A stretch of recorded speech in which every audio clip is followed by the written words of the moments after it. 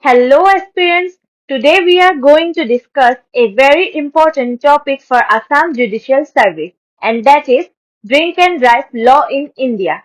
In this session, we will discuss what is drink and drive, what can be the punishment for drink and drive, can police arrest without warrant in cases of drink and drive, is vehicle seizure permissible, what happens if the car is seized, and how to get the seized car released.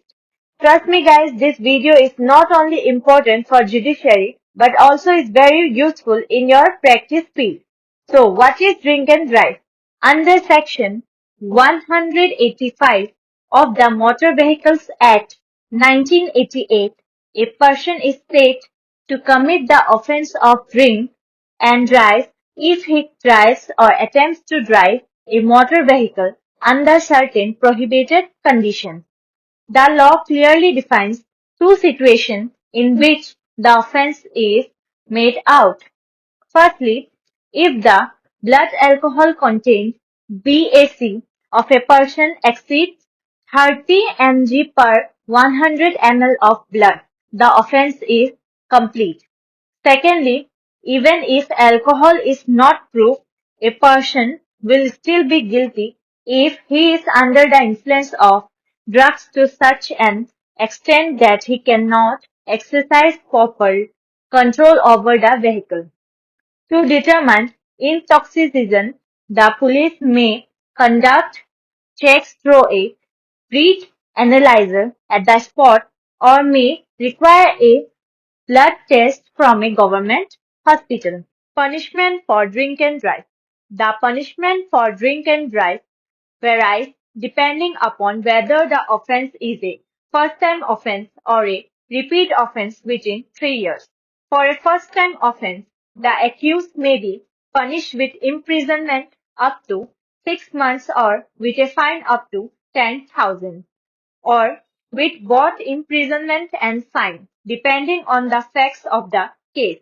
In case of a second or subsequent offense within 3 years, the punishment becomes more stringent. The offender may face imprisonment up to 2 years along with a fine up to 15,000. Additionally, the driving license may be cancelled or suspended by the competent authority. Can a police arrest without a warrant? Yes, the police are legally empowered to arrest a person without a warrant in cases of drink and drive. The offense is treated as a cognizable offense under the Motor Vehicles Act. In such cases, the police have the authority to stop the vehicle, conduct a breath test, and if intoxication is found, arrest the accused without a warrant.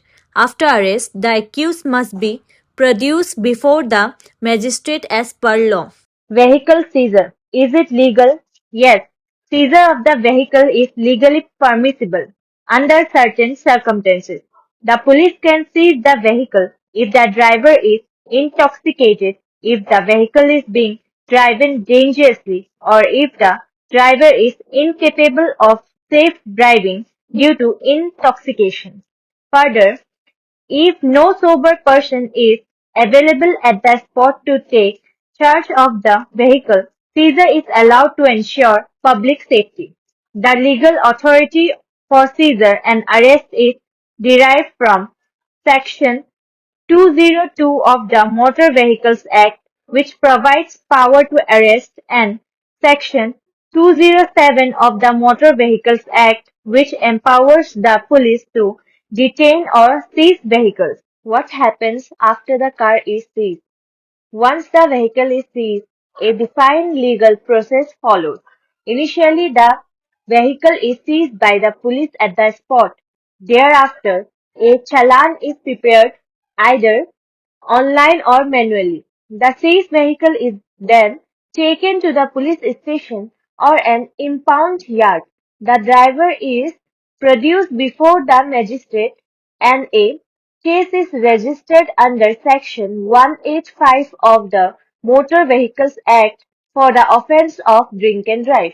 How to get the seized car released? The seized vehicle can be released through a legal process known as superdari. For this purpose, an application has to be filed before the concerned magistrate under Section 451 of the CRPC 497 BNSS. The applicant must submit necessary documents such as the registration certificate (RC), insurance paper, driving license if available, identity proof, and execute a supervisory bond. After considering the application, the court may release the vehicle on supervisory, impose conditions, or direct payment of fine, depending upon the facts and circumstances of the case.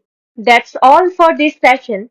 We'll meet you soon in our next session where we will discuss on dowry death under the BNS. Thank you for watching Legal Cluster.